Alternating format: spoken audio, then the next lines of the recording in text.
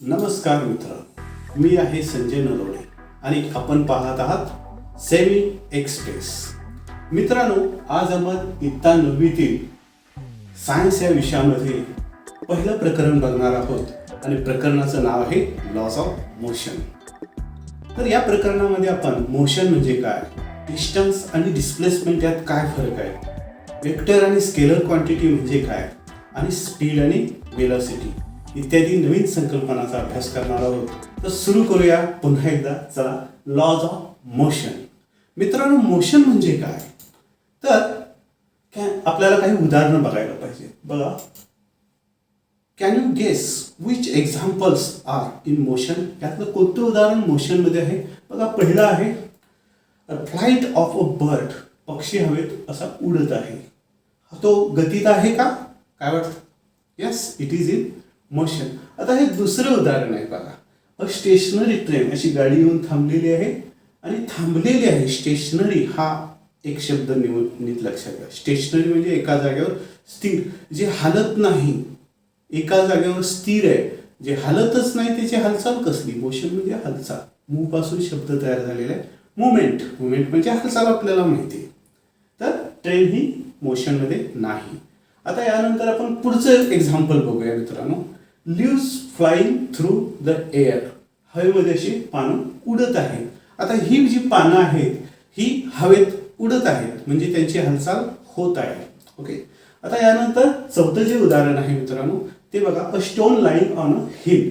असा डोंगरावर तो एक दगड थांबलेला आहे, स्थिर आहे. लाईन म्हणजे असा पडून राहिलेला. मोशनमध्ये आहे का? तर अजिबात नाही.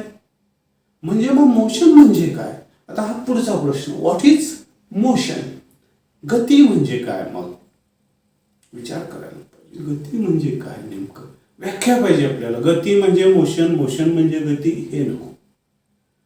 तर त्याचा असा आहे मित्रांनो, motion is a relative concept. Relative म्हणजे एकाच्या दुसऱ्याच्या संदर्भात. आता खाली बघा, एक तुम्हाला गाडी दिसते इथं, आणि त्यामध्ये काही प्रवासी बसलेले आहेत. आता ही गाडी जर आपण बाहेरून बघितलं आणि ती चाललेली असेल तर ती मोशनमध्ये आहे. पण त्या प्रवाशात जर बघितलं आपण तर पुढच्याच सीटवर आहे, मागच्याच सीटवर आहे. दोघांच्या मधलं अंतर स्थिर आहे. मग एकमेकांच्या दृष्टीने विचार केला तर म्हणा आम्ही जागेवरच आहे. खिडकीमधून जोपर्यंत ते बाहेर बघत नाहीत तोपर्यंत कळत नाही की हे मोशनमध्ये आहे. So motion is a relative concept. Relative concept म्हणजे कसं? तुलनात्मक, एकमेकांच्या तुलनेनुसार. आलं लक्षात? आता मग नेमकी व्याख्या काय? तर बघा, if the position of an object is changing with respect to its surrounding then it is said to be in motion. Position, ठीक आहे. If position of object is changing, बदल होत असेल. समजा हा माझा हात, याचा संदर्भ घेतला तर हा माऊस मागं इकडे चाललेला दिसतो किंवा पुढं. जोपर्यंत या दोघांच्या तुलनेत जर जागा एकाची बदलत असेल तर त्या दोन्हीपैकी एक जण मोशनमध्ये असतो असं आपण नक्कीच म्हणू शकतो. सो लक्षात ठेवा, इथं डेफिनेशन ही खूप महत्वाची आहे. जर परीक्षेत तुम्हाला प्रश्न आला व्हॉट इज मोशन, तर आपल्याला लिहायला पाहिजे, काय लिहायला पाहिजे? If the position of an object is changing with respect to its surrounding then it is said to be in motion. आलं लक्षात? Otherwise it is said to be at rest. म्हणजे जर असं होत नसेल, पोझिशन बदलत नसेल, जागा बदलत नसेल, तर ती रेस्टमध्ये. रेस्ट म्हणजे रिलॅक्स. त्याला मराठीत विराम अवस्था असं म्हणतात. आलं लक्षात? Start. Now we will discuss about one example. एक उदाहरण बघू आपण. डिस्टन्स अँड डिस्प्लेसमेंट यामध्ये काय फरक आहे हे बघू आपण. Distance and displacement. डिस्प्लेसमेंट म्हणजे मित्रांनो विस्थापन आणि डिस्टन्स म्हणजे अंतर. आता नेमकं दोन्हीत काय फरक आहे? डिस्टन्स कशाला म्हणायचं आणि डिस्प्लेसमेंट कशाला म्हणायचं? तर यासाठी एक उदाहरण घेऊ आपण.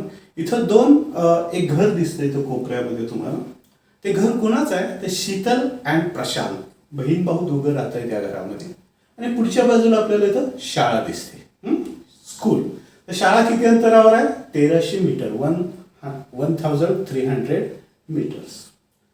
जायचं म्हटलं तर घरातून सरळ शाळेत जे काही अंतर होईल ते किती असणार? 1300 मीटर. सुरुवातीला काय होतं बघा, हा जो प्रशांत आहे तो सरळ शाळेत जातो. किती अंतर चालला? 1300 मीटर म्हणजे 1.3 किलोमीटर्स. आपल्याला माहिती आहे 1 किलोमीटर हा 1000 मीटरचा असतो. हा, पण जी शीतल आहे ती डायरेक्ट तिला शाळेतच जायचंय, पण ती काय करते, तिची एक मैत्रीण आहे संगीता, आणि संगीताचं घर तिच्यापासून एक 500 मीटर अंतरावर आहे. So the Sheetal goes to Sangeeta's house and then she goes to school. बघा अशी ती जाते संगीताच्या घरी आणि सरळ शाळेत जाते.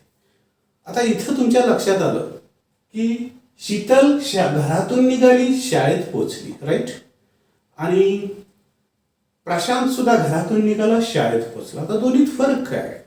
तर फरक मित्रांनो हा आहे की शीतल आहे ती सरळ शाळेला न जाता संगीताच्या घराकडून गेली, म्हणजे तिला कमी चालावं लागेल असेल का जास्त? जास्त. म्हणजे ऍक्च्युली तिचं चालणं, प्रत्यक्षात चालणं जास्त असणार. पण कुठून कुठं गेली एवढा विचार केला तर फक्त 1300 मीटरच होईल, बरोबर. मग आपण तर डिस्टन्स आणि डिस्प्लेसमेंट यामध्ये काय फरक आहे हे आपण बघूया. डिस्टन्स म्हणजे काय बघा मित्रांनो, distance is the length of actual path travelled by an object in motion while going from one point to another. Distance म्हणजे अंतर हे काय आहे तर ऍक्च्युअल पाथ, प्रत्यक्षात जो मार्ग आहे, इकडून गेली इकडे गेली, हा प्रत्यक्षात जो मार्ग अक्रमलेला आहे त्या पदार्थाने किंवा वस्तूने किंवा एका व्यक्तीने, ते जर मोजलं तर आपल्याला डिस्टन्स मिळतं. ही व्याख्या लक्षात ठेवा, परत एकदा लक्षात ठेवा. Distance is the length of actual path traveled by an object moving from one point to another.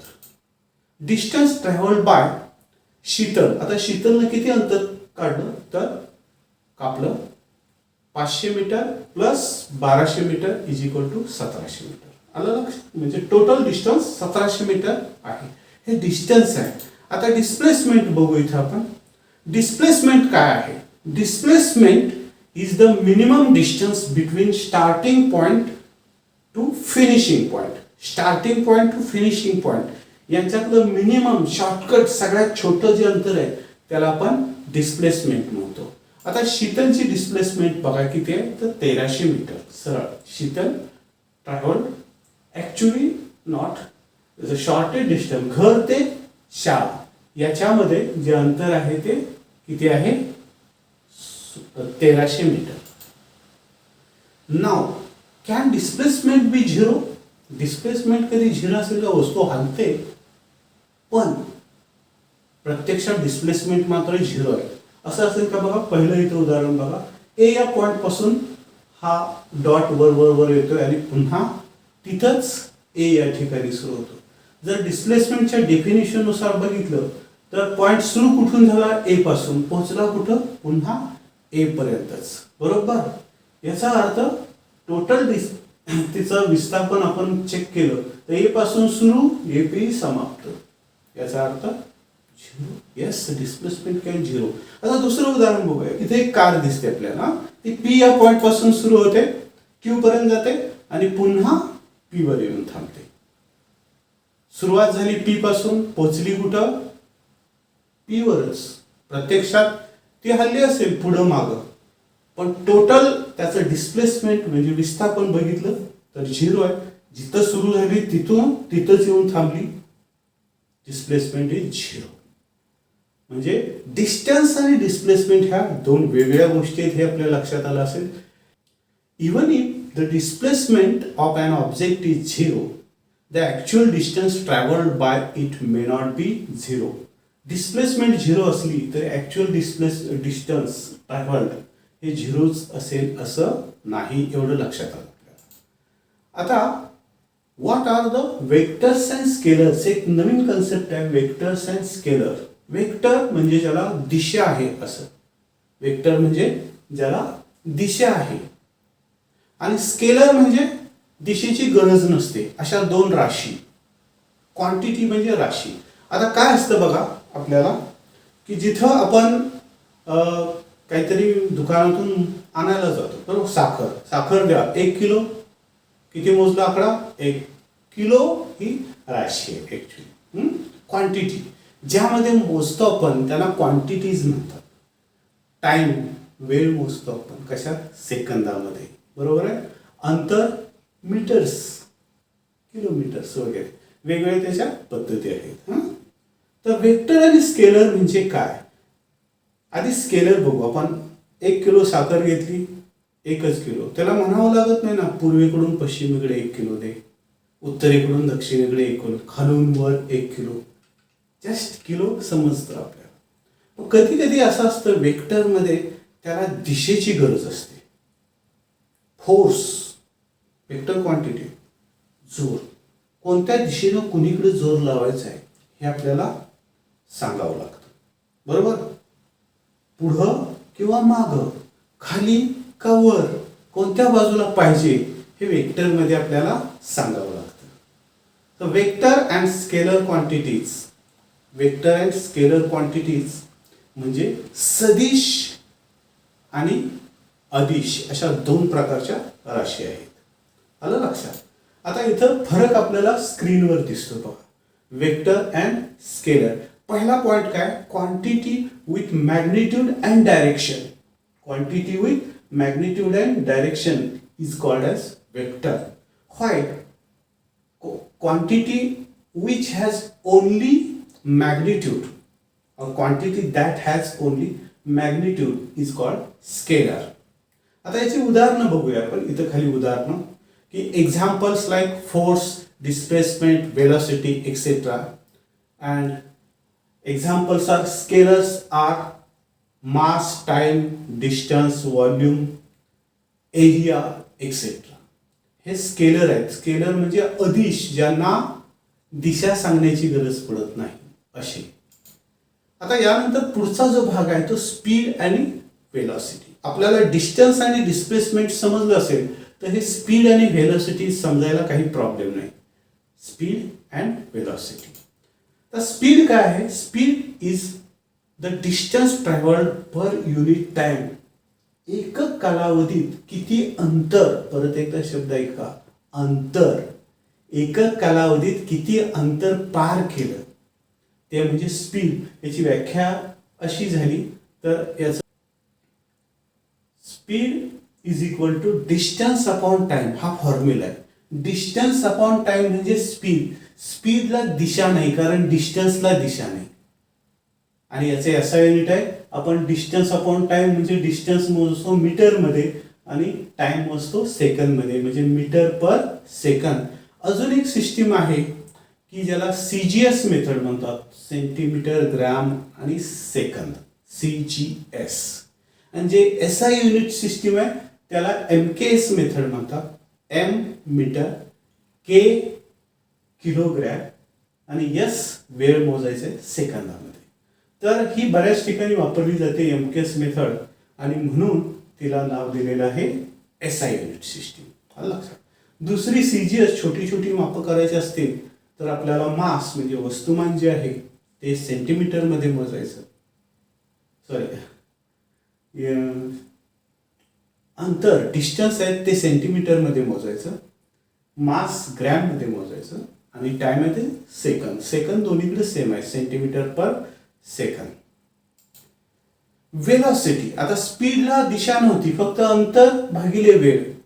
Velocity मध्ये काय, the displacement that occurs in unit time is called velocity. परत आता बघा इथं काय महत्वाचं, डिस्प्लेसमेंट. डिस्प्लेसमेंट दॅट ऑकर्स म्हणजे विस्थापन, कोणत्या दिशेत सरकला पदार्थ. इथं जर डिस्प्लेसमेंट कन्सिडर केलं असेल तर आपल्याला वेलॉसिटी मिळते. वेलॉसिटी, वेलॉसिटीची आपल्याला फॉर्म्युला काय आहे, velocity is equal to displacement upon time. आणि याचं SI युनिट मात्र सेमच आहे, मीटर पर सेकंद. CGS मध्ये सुद्धा आपल्याला तेच, सेंटीमीटर पर सेकंद. लक्षात ठेवा, एक फार महत्वाचा हा पॉइंट आहे आपण इथं बघतोय. Speed is a scalar quantity. It hasn't any direction, त्याला कोणतीही दिशा नसते.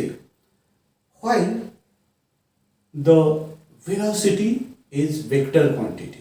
लक्षात. तर velocity depends upon speed as well as the direction, हे आता आपल्याला समजलं. अँड वेलॉसिटी चेंजेस बाय, कशानुसार वेलॉसिटी बदलते हे आपण बघूया. Changing the speed while keeping the direction same. आपण समजा स्पीड बदललं, गाडी एखादी चाललेली 50च्या स्पीडनं आणि ती 40ने गेली, काय वेलॉसिटी कमी झाली. स्पीड बदललं, वेलॉसिटी बदलली. ठीक आहे, म्हणजे मॅग्निट्यूड बदलली की वेलॉसिटी चेंज होते. Changing the direction while keeping the speed same speed ठेवलं, 50नच चालू, पण दिशा बदलली. डायरेक्शन बदलली की डिस्प्लेसमेंट बदलली की वेलॉसिटी बदलेल. लक्षात. And third point, changing the speed as well as the direction. दोन्ही बदललं, डायरेक्शन बदलली आणि स्पीड पण बदललं, तर सुद्धा वेलॉसिटी चेंज होते. म्हणजे velocity, direction as well as speed या दोन्हीवर अवलंबून आहे. लक्षात. इथं आपल्याला गाडी जाताना दिसते वेगळ्या पद्धतीने. ऑलवेज रिमेंबर, नेहमी लक्षात ठेवा, the first scientist Galilei, the first scientist to measure the speed as distance upon time was Galileo. पहिला शास्त्रज्ञ हा गॅलिलिओ होऊन गेला की ज्यानं हे सूत्र वापरलं, डिस्टन्स अपॉन टाइम आणि स्पीड मोजलं. लक्षात ठेवा, गॅलिलिओ खूप महत्वाचा इतिहासातला हा शास्त्रज्ञ आहे. Speed of sound in dry air. आता ध्वनीचा वेग कोरड्या हवेत किती आहे, कल्पना आहे तुम्हाला? किती आहे? 343.2 मीटर पर सेकंद. 343 आकडा लक्षात ठेवा. पॉइंट पुढे आहे 0.2 मीटर पर सेकंद. याचा अर्थ एका सेकंदात, ऑलवेज रिमेंबर, नेहमी लक्षात ठेवा, the speed of sound in dry air is 343.2 metre per second. एका सेकंदात 343.2 मीटर ध्वनी प्रवास करू शकतो. एका सेकंदात इतका जातो, म्हणजे जर आपण मोजलो 1, 2, 3 तर 3 सेकंदात जवळजवळ 1 किलोमीटर अंतर आवाज पार करतो.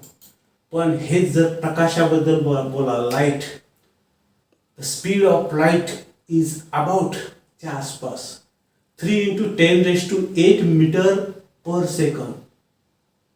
तो 343.2 मीटर पर सेकंद आणि हा किती आहे? 3 × 10⁸ याचा अर्थ 3 वर 8 शून्य आपल्याला ठेवायला लागतील, म्हणजे ते होईल 3 लाख किलोमीटर प्रति सेकंद.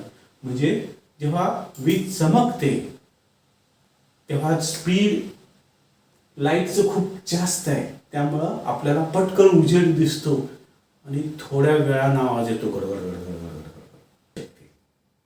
तर मित्रांनो, आणखीन एक गोष्ट लक्षात ठेवा, speed of revolution of earth around the sun, म्हणजे आता इथं पृथ्वी सूर्याभोवती फिरत आहे आणि ती सेकंदाला किती पुढे सरकते हे जर आपण काढलं तर किती आहे बघा, 29,770 मीटर पर सेकंद. जवळजवळ 30 किलोमीटर. कारण हे मीटर मध्ये दिलंय ते 29,770 आहे.